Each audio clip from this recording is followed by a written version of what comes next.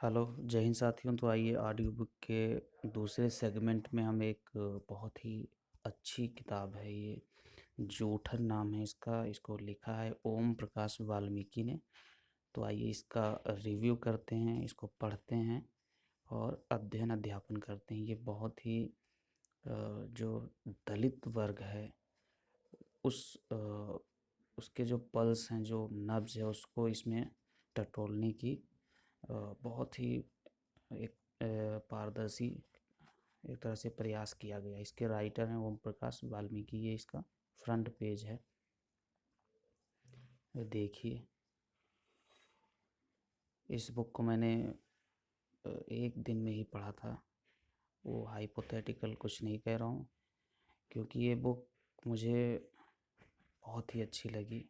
जितनी भी पढ़ी है उन सब में ये एक जो बुक है ये शुरू होता है कुछ ओम प्रकाश जो वाल्मीकि इन्हीं के जीवन से, और ये कैसे कैसे रहते हैं और किस तरह से इन्हें मतलब परेशानियों का सामना करना पड़ता है, उस तरह की ये कहानी है। और ये पीडीएफ मैं नीचे प्रोवाइड करा दूंगा, आप ज़रूर इसे पढ़ें।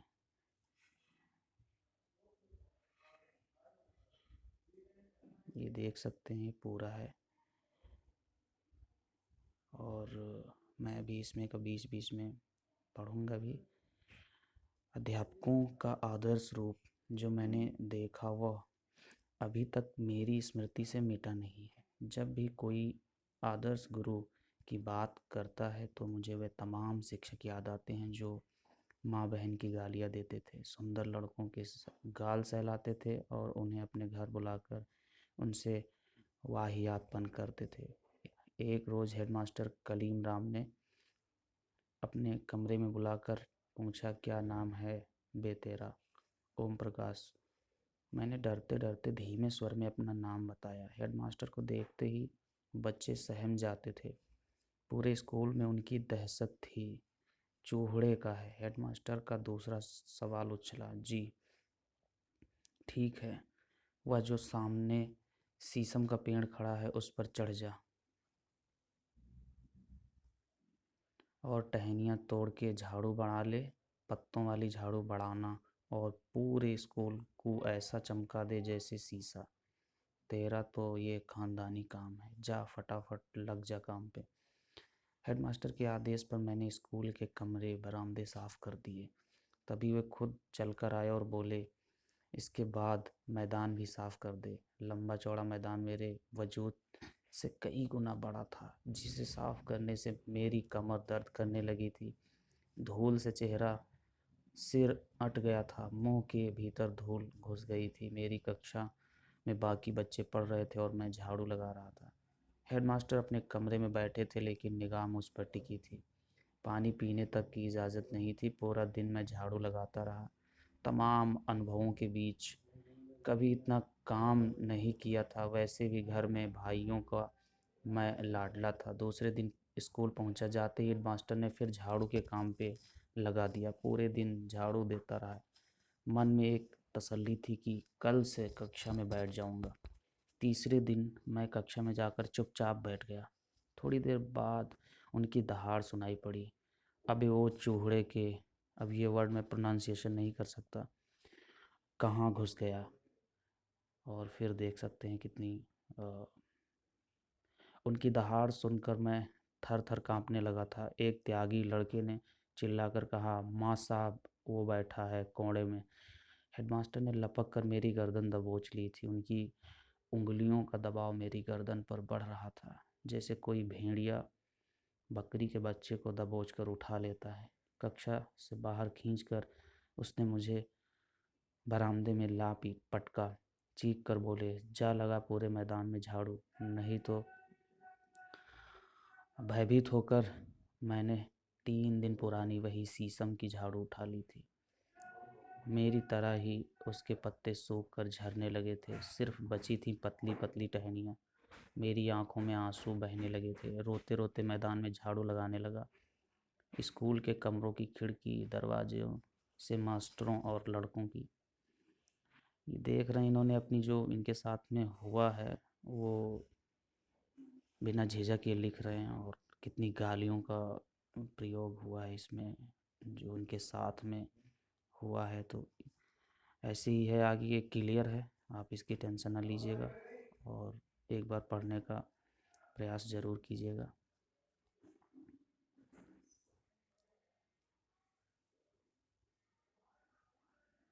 अभी हम दूसरा पैसेज पढ़ते हैं, बहुत अच्छी है ये।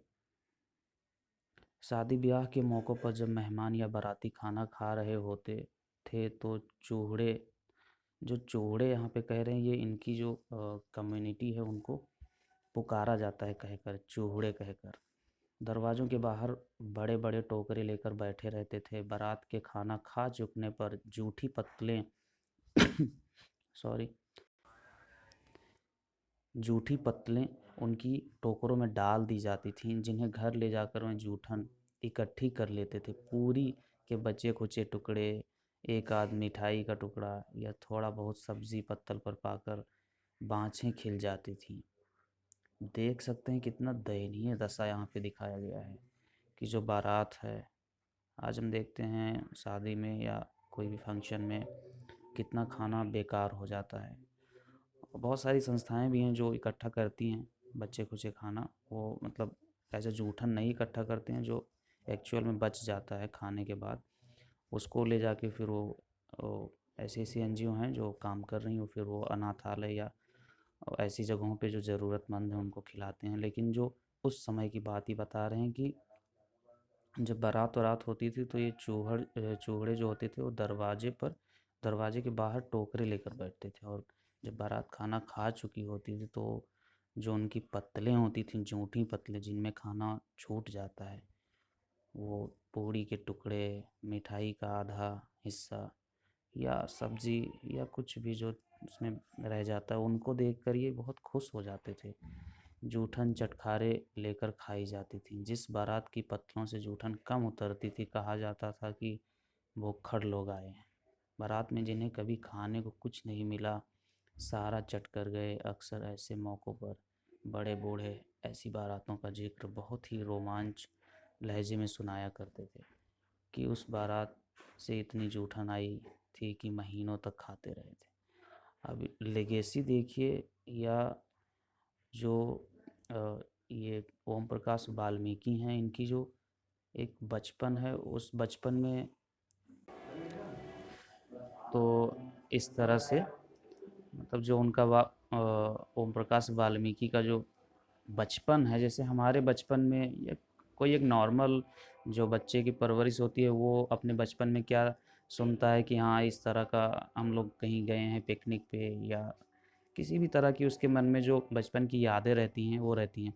लेकिन इनके बचपन में क्या ये क्या सुनते हैं अपने बड़े बूढ़ों से कि इतनी जूठन आई कि इतना जूठन आया या इतना जूठन नहीं आया, उस पे ये डिबेट डिस्कशन करते हुए सुनते हैं अपने जो पूर्वज हैं या अपने जो बड़े बूढ़े हैं।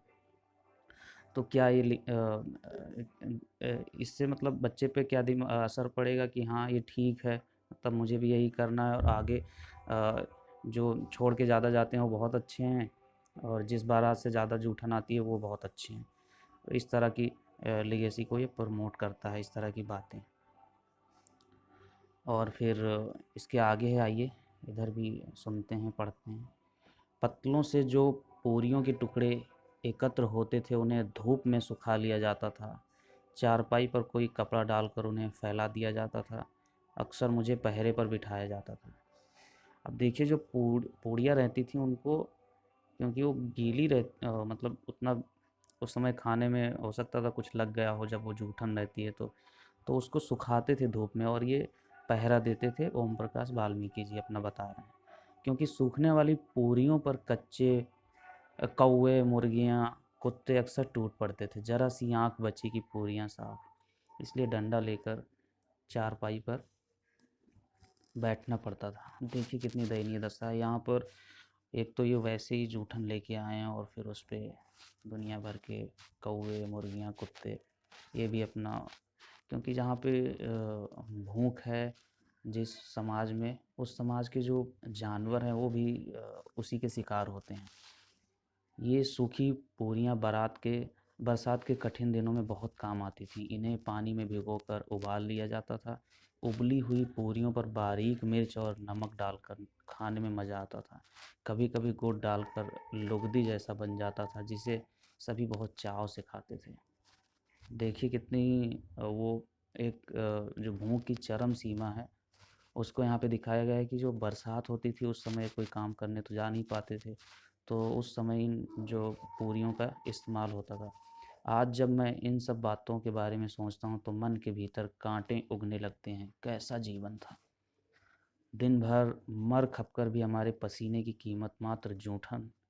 फिर भी किसी को कोई शिकायत नहीं, कोई शर्मिंदगी नहीं, कोई पश्चाताप नहीं। जब मैं छोटा था माँ के साथ जाता था, माँ पिताजी का हाथ बटाने। ये जब छोटे थे तो अपना काम करते थे।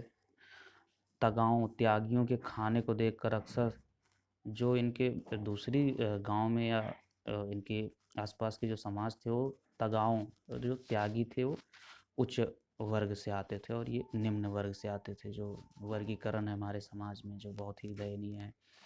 देखकर अक्सर सोचा करता था कि हमें ऐसा खाना क्यों नहीं मिलता, और ये उनको देखकर मतलब इनके मन में टीस रहती थी। आज जब सोचता हूँ तो जी मितलाने लगता है। अभी पिछले वर्ष मेरे निवास पर सुखदेव सिंह त्यागी का पोता सुरेंद्र आया था किसी इंटरव्यू के सिलसिले में। अब ये अपना जब ये इस्टेब्लिश हो गए हैं तो अभी बता रहे हैं कि मतलब मेरे निवास पर गांव से जो वही त्यागी थे उन्हीं के सुखदेव सिंह त्यागी का पोता सुरेंद्र आया था किसी इंटरव्यू के सिलसिले में।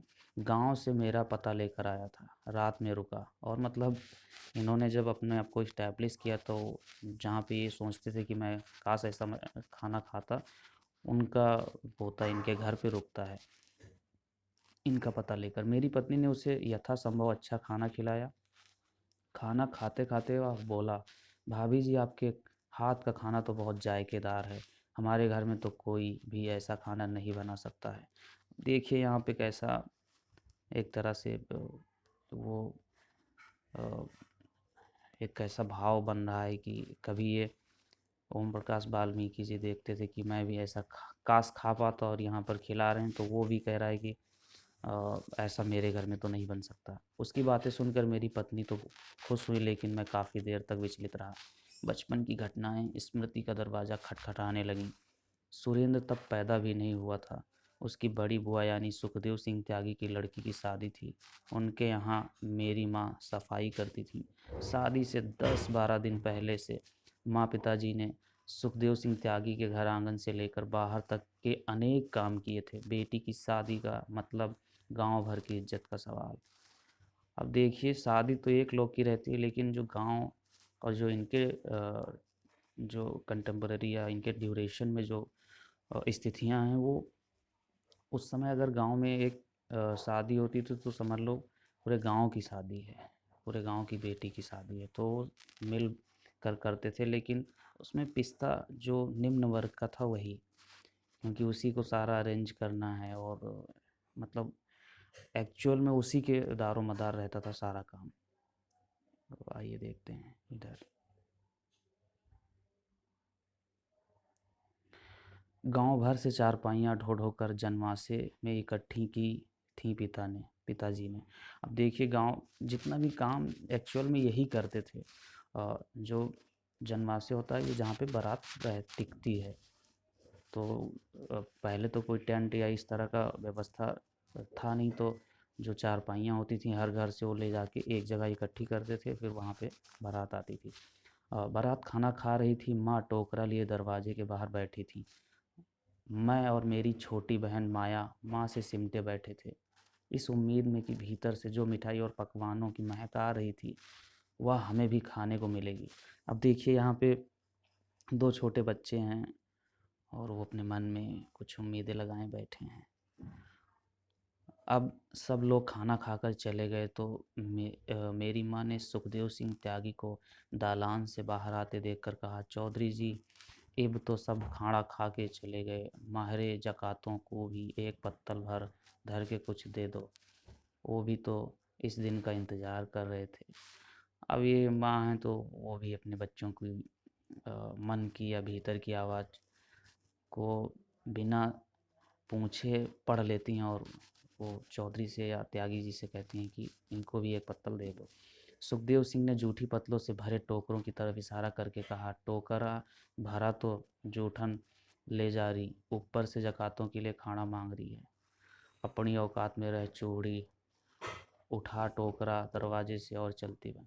अब जो जो जूठन थी उसको तो ले लिया था इन लोगों ने, और त्यागी ने मना कर दिया कि अपनी औकात में रहो, तरह तरह की बातें करके। सुखदेव सिंह त्यागी के हुए शब्द मेरे सीने में चाकू की तरह उतर गए थे, जो आज भी अपनी जलन से मुझे झुलसा रहे हैं। उस रोज़ मेरी माँ की आंखों में दुर्गा उतर आई। माँ का वैसा रूप मैंने पहली बार देखा था। माँ ने टोकरा वहीं बिखेर दिया था। सुखदेव सिंह ने से कहा था, इसे ठाके अपने घर में धर ले, कल तड़के बारातियों को नाश्ते में खिला देना। अब यहाँ पे क्योंकि माँ मजबूर थी बच्चों के उम्मीदों के लिए, और इसलिए वो वहीं पे फेंक देती हैं टोकरा, और जली कटी ये भी सुना देती हैं कि इसको बारातियों के लिए जूठन जो है खिला देना सुबह नाश्ते में। हम दोनों भाइयों बहनों का हाथ पकड़ के तीर की तरह उठकर चल दी थी। सुखदेव सिंह की माँ पर हाथ उठाने सुखदेव सिंह माँ पर हाथ उठाने के लिए झपटा था, लेकिन मेरी माँ ने शेरनी की तरह सामना किया बिना डरे। और देखिए एक जो स्त्री की दशा है समाज में, वो भी यहाँ अगर निम्न वर्ग की स्त्री है तो कोई भी उच्च वर्ग का उसे पीट सकता है या उसे झपट सकता है। उसके बाद माँ कभी उनके दरवाजे पर नहीं गईं, और जूठन का सिलसिला भी उस घटना के साथ बंद हो गया। वहीं सुखदेव सिंह मेरे निवास पर एक बार आया था। मेरी पत्नी ने गांव देहात के बुजुर्ग के नाते उनका आदर सत्कार किया था। उसने मेरे घर खाना भी खाया था, लेकिन जब वह चला गया तो मेरे भतीजे संजय खैरवाल जी, बीएससी का छात्र है, ने बताया कि चाचा जी उन्होंने सिर्फ आपके घर खाया है, आपके घर तो पानी भी नहीं पिया था। खाया है, हमारे घर तो पानी भी नहीं पिया था। अब ये बता रहे हैं, ये खाने पीने का जितना भी बहुत ही मतलब एक रिजिड कॉन्सेप्ट होता है गाँव में, वहाँ पर कॉन्सेप्ट ये है कि जिससे बनती है उसके खाते हैं, नहीं बनती है और या जितना भी होता है साल भर खाते हैं, लेकिन शादियों में भी पता नहीं क्या हो जाता है, उसमें गोलबंदी हो जाती है, तो इस तरह का। लेकिन यहाँ पे तो वर्ग बंदी है, एक तरह से एक वर्ग और दूसरे वर्ग के बीच की लड़ाई है। और ये ये इनका जो काम है। एक दिन मैं सुअर चराकर वापस घर लौट रहा था। रास्ते में सुक्खन सिंह मिल गया। उसने रोक कर पूछा, क्यों मदर ने जाना छोड़ दिए, आगे नी पड़ेगा। मैंने इनकार में सिर हिलाया। वह बहुत देर तक स्कूल के नए प्रवेश की बात करता रहा। जहाँ पहले प्राइमरी स्कूल में चटाई पर बैठते थे, वहाँ कुर्सी और डेस्क थे। मास्टर पिटाई भी कम करते थे, हर एक विषय का अलग मास्टर था। जब मैं घर लौटा तो मन उदास था। भीतर ही भीतर कुछ पिघल रहा था। स्कूल न जा पाने की व्यवस्था ने निराश कर दिया था। बार बार इंटर कॉलेज की भव्य इमारतें आँख के सामने घूम रही थी। और ये स्कूल क्योंकि मास्टर जो थे उन्होंने इनके साथ गलत बर्ताव किया था, इसकी वजह से जो साफ़ सफाई का और फिर गाली, इसकी वजह से मतलब स्कूल जाना छोड़ दिए थे। तो आगे देखते हैं कि क्या होता है। तो इस तरह से होता है। फिर माँ का रोना धोना जारी था। भाभी ने अपना टिन का बक्सा खोला और वह पाजेब लाकर माँ के हाथ में रख दी। इसे बेच के लल्ला जी का दाखला करा दो। जो गांव का या जो इस तरह के जो सिचुएशन रहती है, इस तरह के जो परिवार की सिचुएशन रहती है, उसमें एक आदमी तो लड़ता है लेकिन उसके साथ पूरा परिवार ही झोंक उसमें मतलब शामिल रहता है। तो दाखिले के लिए जो इनकी माँ हैं, वो जो अपनी पाजेब है वो लाकर बेचने के लिए कहती हैं। आस पड़ोस की औरतें मेरी भाभी ने इस स्नेह को देखकर अभिभूत हो गई थीं। मैं खुद भाभी से लिपट कर रोया था। उस वक्त मुझे अपने बड़े भाई सुखवीर की बहुत याद आई थी। वह दिन आज भी मेरे भीतर हौसला जगाता है। पिताजी ने भाभी को बहुत मना किया, ना बहू इसे ना बेच, मैं कुछ ना कुछ करके इसे स्कूल भेजूंगा, तू फिक्र ना कर। एक यही तो चीज़ है तेरे पास, उसे भी बेच देगी, रख ले इसे। भाभी नहीं मानी और जिद करके माँ के हाथ मेवा पाजेब दे दी। वैद्य सत्यनारायण शर्मा पुरोहित गिरी के साथ साथ चांदी सोने के जेवर गिरवी रखने, खरीदने और सूद पर रुपया चलाने का धंधा करते थे। माँ ने पाजेब उनके पास गिरवी रख दी थी। इस तरह छठी कक्षा में मेरा दाखिला हुआ था। और इस तरह से ये आगे इनका यहाँ से स्कूली शिक्षा जो एलिमेंट्री एजुकेशन होता है तो वो शुरू होता है। और इस तरह से चलता रहता है। अभी 13 पेज है, टोटल 80 पेज का है ये। और आप इसको आराम से पढ़ सकते हैं। मैं बीच बीच का आपको आपके साथ में इसके अनुभव शेयर करूंगा और पूरी इसका जो सारांश है वो बताऊंगा।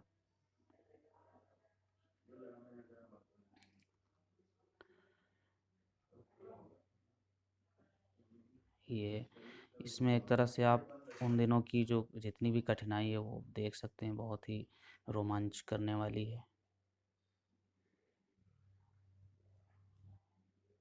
और अगर ये पूरा ऑडियो बुक बना तो आप इसको 2 घंटे या 1.5 घंटे लग सकते हैं। तो इसीलिए मैं इसका सारांश ही बताऊंगा और बीच बीच में जो पैसेज हैं उसको चलाता रहूँगा।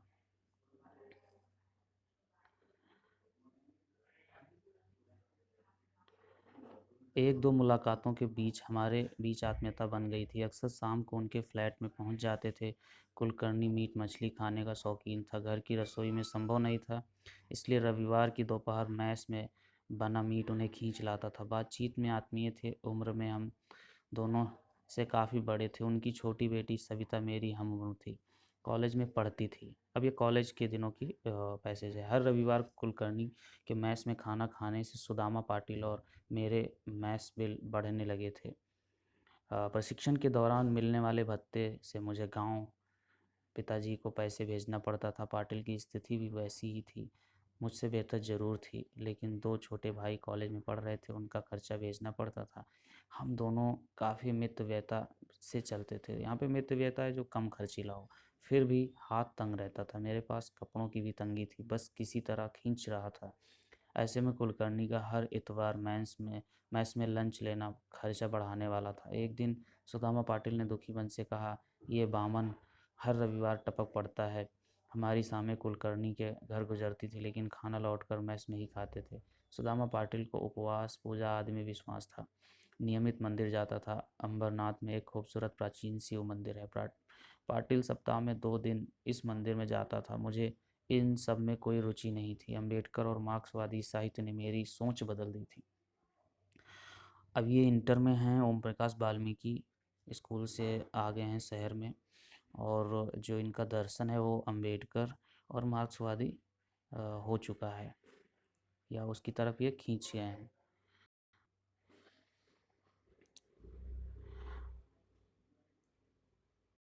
ये मंदिर की है और ये मंदिर में या मूर्तियों को लेकर एक वो दिखाया गया है।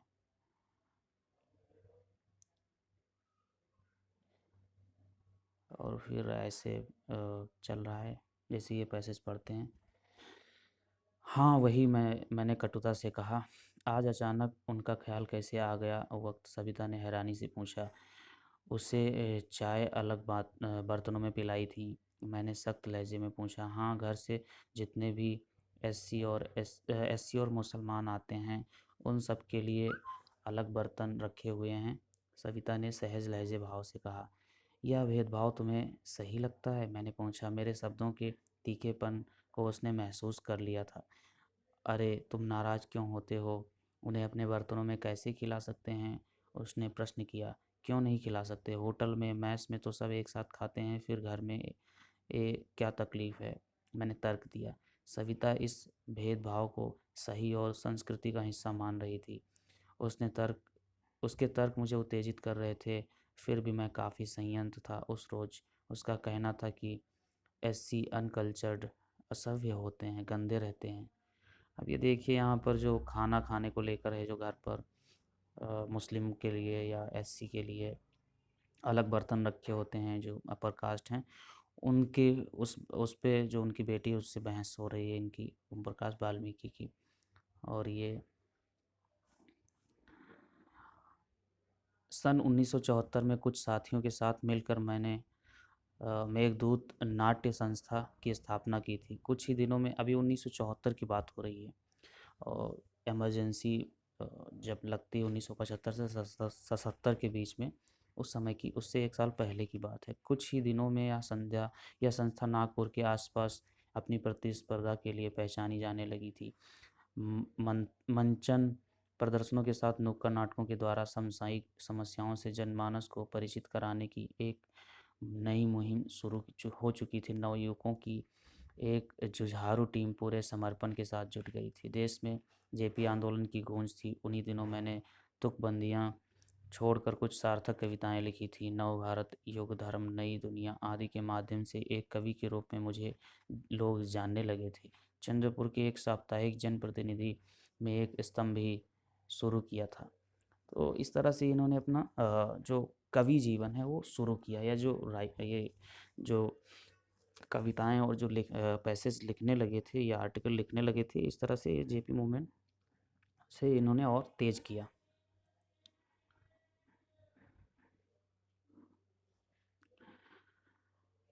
मैं सीधे देहरादून पहुंचा। जसबीर मुझे आया देखकर चौंका था। जसबीर ने उस लड़की की माँ से, जो उन दिनों वहीं थी, मुझे मिलाया था। वे मुझे सीधी सादी महिला लगी थी। मुझे देखकर वे खुश भी हुई। उससे मिलकर मैं दुविधा में फंस गया। जसबीर से फिर एक बार लड़की दिखाने की बात मैंने उठाई। जसबीर ने कहा, तुझे मेरे पे विश्वास नहीं? माँ से तो मिला है, और क्या चाहिए। 3 दिन तक जसबीर और मेरे बीच चुप्पी छाई रही। चौथे दिन मैं स्वर्णलता भाभी की बहन चंद्रकला उर्फ चंदर उर्फ चंदा से मिला। देखिए, 3-3 नाम है। मैंने तमाम हालात उसके सामने रखकर अपने मन की बात भी कह दी। मुझसे शादी करोगी? चंदा तब इंटर में पढ़ रही थी और ये कॉलेज में थे। उसने चौंक कर मेरी ओर देखा, आश्चर्य से पूछा, क्या कह रहे हो? सोच कर जवाब दे देना, मैंने इत्मीनान से कहा और उठकर चल दिया। अगले रोज चंदा अपनी दीदी के घर आ गई। उस समय सीमा, राजीव, विनीता एकदम छोटे थे।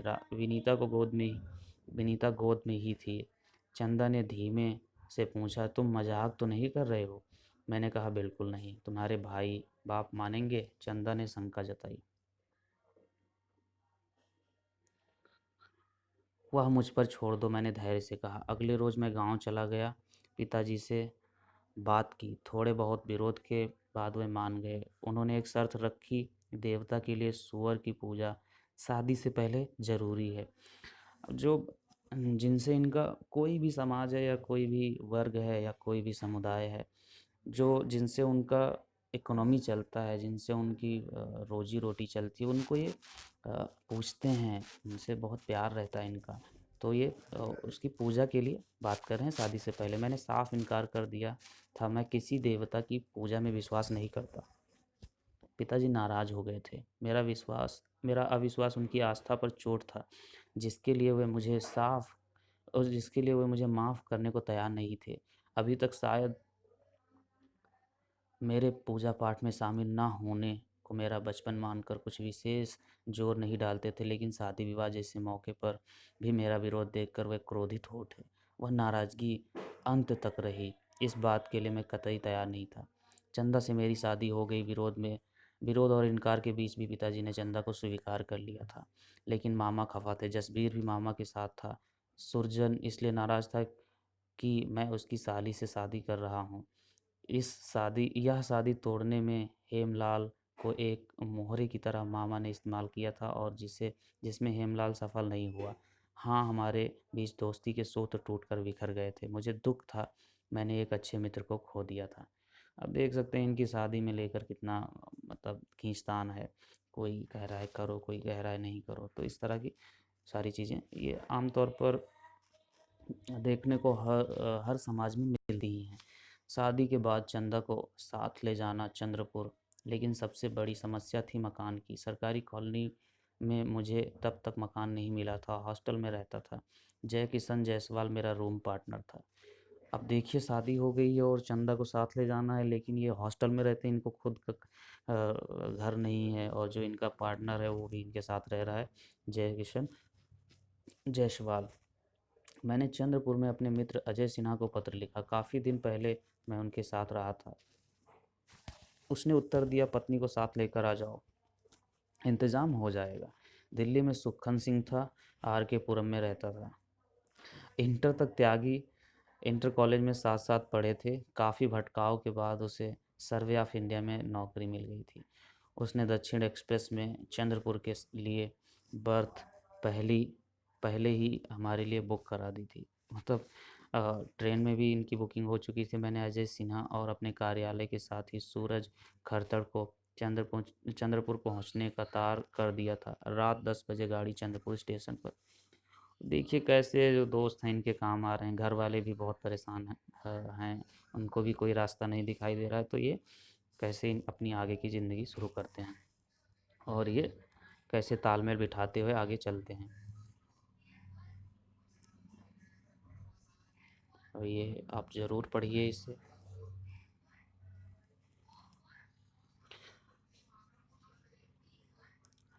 अंत यही हुआ, मैंने इन धार्मिक उत्सवों का बहिष्कार किया। ऐसे रंगकर्मी ढूंढे जो परिवर्तन के आकांक्षी थे। कई दलित नाटकों का मंचन किया। ऐसा ही एक नाटक था मुंबई नगरी, दया पवार का लिखा हुआ।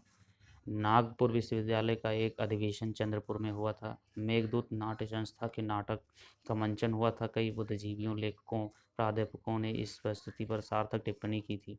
गांव से चिट्ठी आई थी, माँ बीमार है, और चंदा गांव गए थे। एक हफ्ता रुके थे। माँ ठीक हो रही थी, लेकिन सूख कर कांटा हो गई थी। माँ को इस हालात में देखकर मैं अपने आप को कमज़ोर पाने लगा था। कहीं जैसे सब कुछ बिखर बिखर रहा था। सब कुछ जैसे मुट्ठी से रेत की तरह फिसल रहा था। चंद्रपुर आने के एक सप्ताह बाद ही माँ गुजर गई। लेकिन मुझे 2 महीने बाद खबर मिली थी। गांव से देवेंद्र ने पोस्ट कार्ड लिखा था, जो घूमते घूमते 2 महीने बाद मिला था।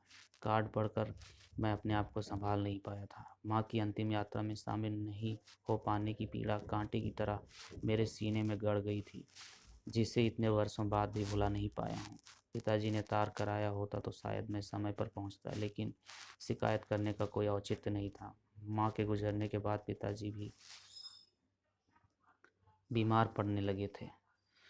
जो गांव पे अमूमन 60-70 या कह सकते हैं आप 80-90% जो केसेस होते हैं, उसमें अगर कोई भी दंपति है तो उसमें अगर एक भी कोई अगर पहले या बाद में कोई भी मतलब उम्र पे अगर किसी की निधन हो जाता है, तो जो दूसरा होता है, चाहे वो पति हो या पत्नी हो, दोनों में से कोई भी हो सकता है, वो बहुत कमज़ोर पड़ जाता है। क्योंकि उनके बीच आत्मीय जुड़ाव होता है। ज़्यादातर कमियां होती हैं हर जगह, लेकिन उसमें जो दूसरा जोड़ा होता है या जो दूसरा पेयर होता है, वो जो दूसरा, चाहे वो पति हो या पत्नी, वो टूट जाता है। बीमार रहने लगे थे। मुझे लगातार यह एहसास टीस दे रहा था, माँ की तरह, जैसे पिताजी भी न गुजर जाएं। और इनको डर लग रहा था कि जैसे माँ नहीं रही कहीं हैं, वैसे पिताजी भी कहीं न चल दें। वही हुआ। उन्हें देखने गया था। जिस दिन लौट रहा था उसी रोज़ उनका देहांत भी हो गया। अब ये देखने गए थे और जिस दिन कह रहे थे अब मैं जा रहा हूँ शहर, उसी दिन उनका देहांत हो गया। मैं शायद ट्रेन में था उस समय। चंद्रपुर आकर कई दिन बाद चिट्ठी मिली थी, माँ और पिताजी की अर्थी को कंधा देने का। लेकिन ये निकल उस दिन लौट रहे थे और ट्रेन में थे, तो पिताजी को भी नहीं दे पाए कंधा, और इस तरह से रह गए। कानपुर में आर कमल थे, निर्णायक भीम पत्रिका निकालते थे। मेरी रचनाएं लगभग प्रत्येक अंक में छापते थे। एक कार्यक्रम में उन्हें चंद्रपुर बुलाया था। वह जुझारू कर्मठ व्यक्तित्व के धनी थे। हिंदी में डॉक्टर अंबेडकर के विचारों का प्रसार कर रहे थे, और इस तरह से अपनी ये जो काम है वो कर रहे हैं। और ये है वर्ष 1984 का जनवरी का महीना था। अमरावती जिले के मलकापुर स्थान पर एक ऐसी घटना घट गई थी जो संकीर्ण मनोवृत्ति की निकृष्ट प्रतीक थी। 7वीं कक्षा की मराठी पाठ्य पुस्तक में अम्बेडकर पर एक पाठ था। एक ब्राह्मण शिक्षक के आदेश पर सभी छात्रों ने अपनी पुस्तक के उस पाठ के पृष्ठ फाड़ दिए थे। कक्षा में महार जाति के भी कुछ छात्र थे जिन्हें बाबा साहब के पाठ को फाड़ देना अनुचित लगा था। उन विद्यार्थियों के ने पुस्तक के वे पन्ने चुपके से जाकर कूड़ेदान से उठा लिए थे और अपने अपने घरों में जाकर दिखाए। बात फैल गई थी। विरोध शुरू हुआ। किसी ने घटना का ब्यौरा मैं फटे पन्नों के लोकमत अखबार के नागपुर कार्यालय को भेज दिया था। लोकमत ने उन पन्नों के चित्र समाचार सहित छाप दिया। अब देखिए कैसे किस तरह का वर्ग भेद है, और ये इस तरह का अभी बहुत आगे है, बहुत आपको आनंद आएगा इसको पढ़ने में। मैंने इसीलिए इसका पीडीएफ बनाया। इसकी हिंदी इंग्लिश में है, आप गूगल पे अगर देखेंगे तो आ जाएगा, लेकिन हिंदी में नहीं है। तो आइए इसका आखिरी अंक पढ़ते हैं। अनेक धर्मशास्त्रों का सहारा वे जरूर लेते थे। वे धर्मशास्त्र जो समता स्वतंत्रता की हिमायत नहीं करते बल्कि सामंती प्रवृत्तियों को स्थापित करते थे। तरह तरह के मिथ रचे गए। वीरता के आदर्शों के कुल मिलाकर क्या परिणाम निकले? पराजित, निराशा, निर्धनता, ज्ञानता, संकीर्णता, कूपमंडूकता, धार्मिक जड़ता, पुरोहितवाद की चंगुल में फंसा कर्मकांड में उलझा हुआ समाज, जो टुकड़ों में बंटकर कभी यूनानियों से हारा, कभी शकों से, कभी हूणों से, कभी अफगानों से, कभी मुगलों से, फ्रांसीसियों से, अंग्रेज़ों से, फिर भी अपनी वीरता और महानता के नाम पर कमज़ोर और असहायों को पीटते रहे, घर जलाते रहे, औरतों को अपमानित कर उनकी इज्जत से खेलते रहे, आत्मलग्नता में डूबकर सच्चाई से मुंह मोड़ लेना, इतिहास से सबक न लेना, आखिर किस राष्ट्र के निर्माण की कल्पना है? अब यहाँ पर ये सच्चाई बता रहे हैं कि हम अगर वर्गों में बटे रहेंगे, अगर धर्मों में बटे रहेंगे, जातियों में या समुदायों में बटे रहेंगे, पंथों में, तो वो हमारे देश को बांट के रखेगा। वक्त बदलता है, वक्त बदला है, लेकिन कहीं कुछ है जो सहज नहीं होने देता है। कई विद्वानों से जानना चाहा कि सवर्णों के मन में दलितों शूद्रों के लिए इतनी घृणा क्यों है। पेड़ पौधों पशु पक्षियों को पूजने वाले हिंदू दलितों के प्रति इतना असहिष्णु क्यों हैं? आज जाति एक विशिष्ट और महत्वपूर्ण घटक है। जब तक यह पता नहीं होता कि आप दलित हैं तब सब कुछ ठीक रहता है। जाति मालूम होते ही सब कुछ बदल जाता है। फुसफुसाहटें दलित होने की पीड़ा चाकू की तरह नस नस में उतर जाती हैं। गरीबी, अशिक्षा, छिन्न भिन्न दारुण जिंदगी, दरवाजों के बाहर खड़े रहने की पीड़ा, भला अभिजात गुणों से संपन्न सवर्ण हिंदू कैसे जान पाएंगे? जाति ही मेरी पहचान क्यों? कई मित्र मेरी रचनाओं में मेरे लाउडनेस, एरोगेंट हो जाने की ओर इशारा करते हैं। उनका इशारा होता है कि मैं संकीर्ण दायरे में कैद हूँ।